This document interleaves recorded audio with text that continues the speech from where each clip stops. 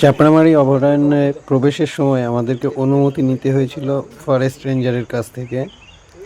সেই কাজটি চলছিল, তখন আমাদের গাড়িগুলো দাঁড়িয়েছিল ফরেস্টে প্রবেশ করার যে গেটটি রয়েছে সেখানে। ও আমাদের পিছনে রয়েছে, দেখাচ্ছি আপনাদেরকে, আমাদের আরও যে গাড়িগুলো সেগুলো সেখানেও তাই আমাদের সহযাত্রীরা অপেক্ষারত। সিসিটিভিতে মোড়া একটি সুন্দর কাঠের তৈরি গেট রয়েছে, তোমরা দেখতে পাচ্ছ। আমরা অপেক্ষায় আছি এবং আমাদের অনুমতিপত্র নেওয়ার শেষ হলে আমরা সামনের দিকে এগোবো। পুরো আসছো, কিন্তু পুরো আসছো। তোমরাও আমার সঙ্গে সঙ্গে থাকো, তোমরা দেখতে পাবে যে আমরা কিভাবে এই অভয়ারণ্যের মধ্যে প্রবেশ করছি। আমাদের এটা প্রিয় রাকেশ দা, বিপ্লব দা, শুভঙ্কর দা রয়েছে। তোমাদেরকে জঙ্গলটাকে একবার দেখিয়ে নিই আগের দিকে। এই যে আমরা চলতে শুরু করেছি, তোমরা দেখতে থাকো। গভীর জঙ্গলের মধ্যে প্রবেশ করছি, যেখানে আমরা আগেই বলেছি বাইসান, ময়ূর, শূকর, তারপর আরও বনের বিভিন্ন পশু পাখিকে দেখতে পাবো।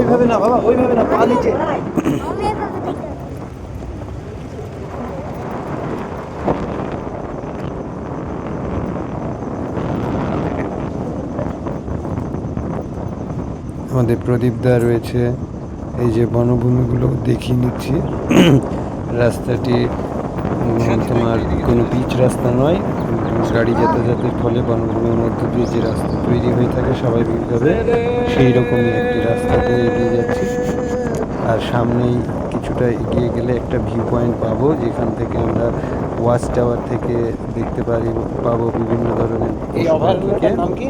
আমাদের গাইড সেইভাবে ইনস্ট্রাক্টেড করে রেখেছে, তাই তোমাদেরকে আগেই বলতে পারছি। আমরা চলেছি চাপড়ামারি অভয়ারণ্যের অভ্যন্তরে। আমাদের কৌতূহল আস্তে আস্তে বেড়েই চলেছে। প্রবেশ করব এবং চারিদিকে জঙ্গল দেখে মনে হচ্ছে যেন অনন্তহীন জঙ্গল, যে জঙ্গলের মধ্যে হারিয়ে যাওয়া কতটা দেখতে পাচ্ছ। পিছনে আসছে এই যে শ্যামল, এই যে দাদা প্রদীপদা রয়েছে, আমার ওয়াইফ সঞ্চিতা, আমার ছেলে, আমাদের বৌমা, আমাদের পুচকু টাকা পড়ে গেছে, টাকার খোঁজ নেই আর। আপনারা দেখুন, আমার সঙ্গে সঙ্গে আপনারা দর্শন করুন। এই যে গভীর জঙ্গলের দিকে এগিয়ে যাচ্ছে। কি গভীর জঙ্গলের দিকে আমরা চলেছি। কত বড় বড় গাছ,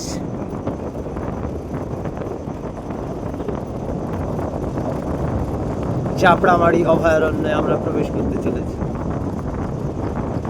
অপূর্ব দৃশ্য, অপূর্ব সবুজা অরণ্যে আবৃত।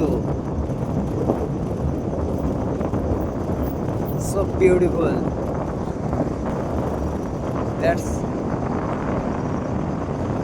পিছনে আমাদের আরো আগত গাড়িগুলো আসছে, যেগুলো তোমরা দেখতে পাচ্ছ। এই তো সামনেই ভিউ পয়েন্টস, আমরা পৌঁছে গেছি আমাদের সেই আকাঙ্ক্ষিত গন্তব্যস্থলে। দেখতে পাচ্ছ ওই যে ওয়াচ টাওয়ারটির কথা বলেছিলাম, সামনেই দেখতে পাচ্ছ তোমরা। আগে থেকেই কোনো পর্যটক এই সাফারিটিতে এসেছে, তারা ভিউটি নিচ্ছে এখানে, তোমরা দেখতে থাকো। আমার মুখ্য উদ্দেশ্য আমার সঙ্গে সঙ্গে আমার ফেসবুক বন্ধুদেরকেও দেখানো, যে এখানে কোনো আমার মোটিভ নেই যে তোমাদেরকে দেখাচ্ছি মানে আমি গেছি, এইরকম কোনো মোটিভেশন নেই। আমার কথা হচ্ছে আমার সঙ্গে সঙ্গে আমার ফেসবুক বন্ধুরাও আমার প্রতীক্ষিত তোমার দৃশ্যের সাক্ষী থাকুক। আশা করব তোমরা দেখবে এগুলো। আমরা এগিয়ে চলেছি আমাদের বন্ধুদেরকে নিয়ে এবং আমাদের সহযাত্রী সহকর্মীদেরকে নিয়ে। এই যে ওখানে তুমি এখানে ওয়াচ টাওয়ার রয়েছে, পাশেই একটি তোমার হচ্ছে রাত্রি যাপনের জন্য, এখান থেকে তুমি রাত্রি বাস করতে পারবে। তার একটি রিসর্ট রয়েছে বনভূমির অভ্যন্তরে। এই যে আমরা এগিয়ে চলেছি।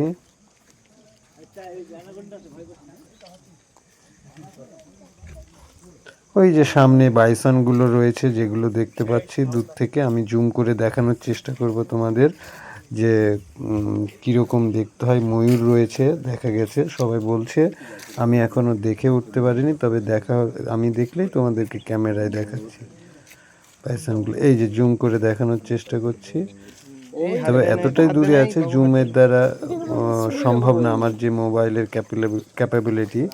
এখানে শূকর রয়েছে, ওই একটা ময়ূর দেখতেছিস? ওগুলো সব বাইসন রয়েছে তোমরা দেখতে পাচ্ছ। আরও জুম করে দেখানোর চেষ্টা করছি, এই যে বাইসনগুলো এই সরোবরটাতে সাধারণত তারা সারাদিন চারণ করার পর সন্ধ্যার সময় আসে জল পান করতে। আর আমরা পর্যটক হিসেবে ও অন্যান্য পর্যটকরা ওরা এই সময়েই আসে এখানে তাদেরকে দর্শন করতে, তাছাড়া অন্য সময় এখানে থাকে না সাধারণত, আমাদের গাইড বলছিল। এরই মাঝে কিছু ছবি তুলে নিলাম যেগুলি আমাদের স্মৃতিস্বরূপ থাকবে। আবারও দেখাচ্ছি তোমাদেরকে বাইসনের ওইগুলো। পরবর্তীতে সন্ধ্যাবেলার প্রোগ্রাম কি হয়েছিল সেটা নিয়ে